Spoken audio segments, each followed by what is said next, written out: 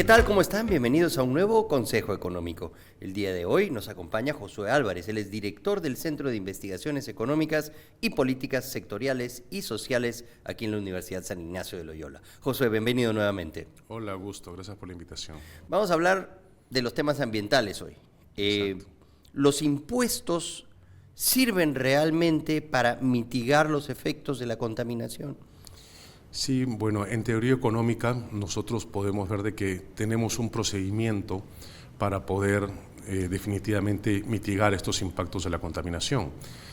Fue Arthur Pigou que en 1920, en su obra The Economics of Welfare, ahí nos señala de que es posible de que la contaminación tratada como una externalidad negativa, porque en realidad está perjudicando, ¿no?, a un conjunto de personas, aparte de una población, es posible mitigarla. ¿De qué manera? De que el producto de la contaminación, por ejemplo, hay un ejemplo clásico que tenemos en teoría microeconómica, que es el caso de la piscifactoría. Por ejemplo, tenemos de que en una zona montañosa, quizás por donde hay un río aguas arriba, existe alguna empresa que está desarrollando cierto proceso industrial que contamina las aguas. Y aguas abajo podemos encontrar a una población que de repente se está dedicando, ¿no?, a la piscifactoría.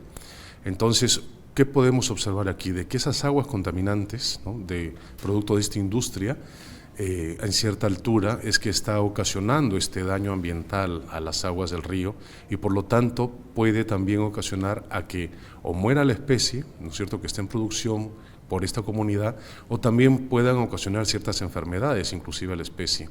Entonces, la pregunta es, ¿y cómo es que se puede defender esta comunidad ante este problema que finalmente va también a agudizar algún problema económico?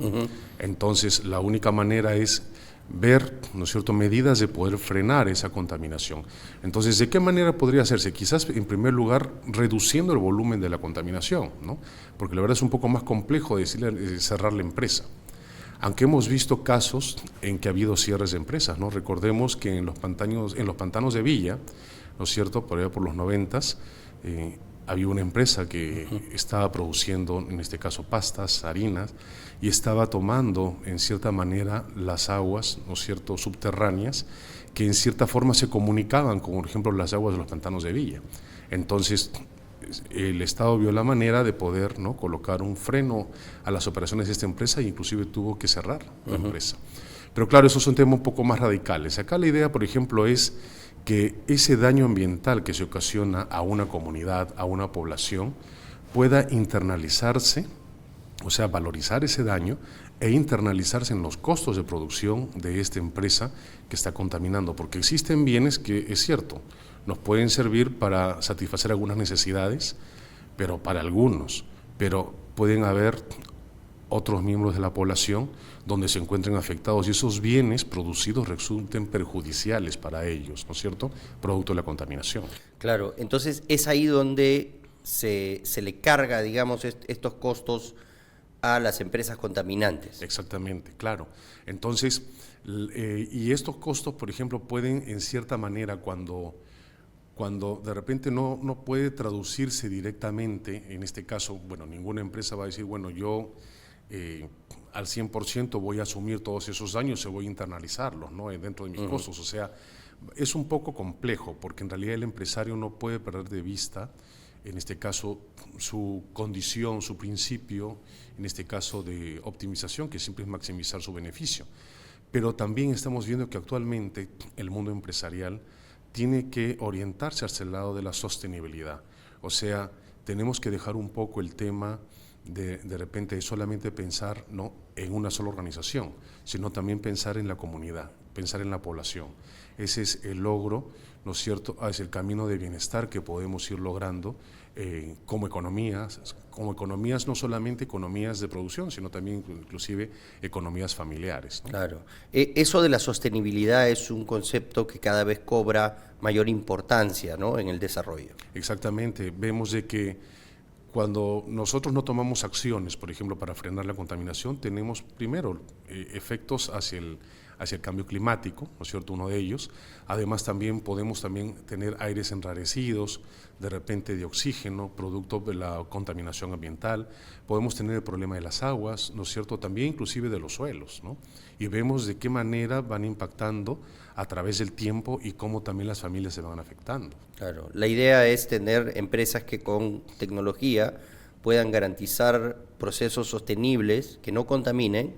Es totalmente posible con la tecnología hoy en día hacerlo, y generar y ganarse la confianza además de las comunidades donde operan, ¿no? Exactamente, claro. O sea, en realidad hay una sensibilidad actual, en primer lugar, por las mismas familias, ¿no? Las mismas familias están tratando de ahorrar energía, son un poco más sensibles con el tema de la sostenibilidad ambiental, ¿no? Se procura no usar sustancias contaminantes de repente en el hogar.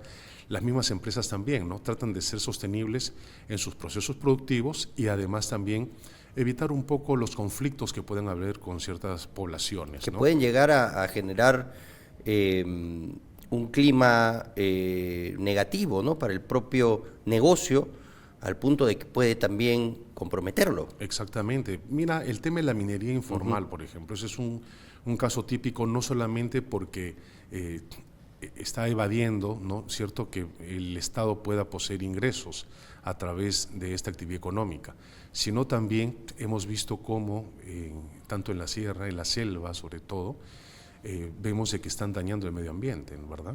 O sea, hay más tala de árboles, hay utilización de suelos donde se están contaminando, inclusive pueden estar tomando también algunas aguas de ríos, de manantiales. Entonces vemos que hay una afectación al medio ambiente y por ende también a la población. Claro.